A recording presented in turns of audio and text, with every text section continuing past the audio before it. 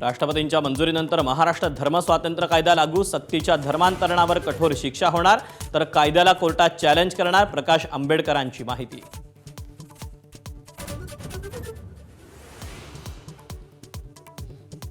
सीजेपीच्या अभिजित दिपकेंच्या भेटीनं शिवसेना भाजपात वाद, एकनाथ शिंदेंनी कडक कारवाई करायला हवी, प्रवीण दरेकरांनंतर मंत्री बावनकुळेंची ही टीका।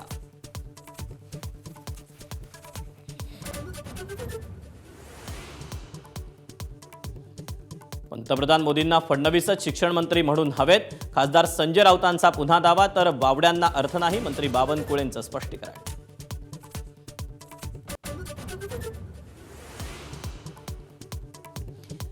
काँग्रेस नेते नाना पटोलेंचा कार्यकर्त्यांनी पाय धुतल्याचा व्हिडिओ व्हायरल, कार्यकर्त्यांना पायाशी ठेवणं हे काँग्रेसचे संस्कार, भाजपची टीका, तर भाजप नगरसेविकेनं मुलांना पाय धुवायला लावले, त्यावर बोला, काँग्रेसचं उत्तर।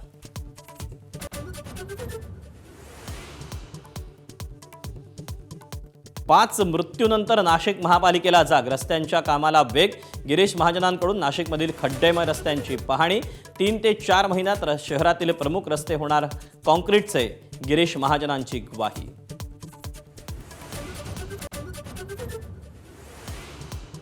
उजनी धरणातील विसर्गामुळे चंद्रभागेनं इशारा पातळी ओलांडली, पंढरपूर शहरात पूरस्थिती, तर कृष्णा नदीच्या पाणी पातळीतही वाढ।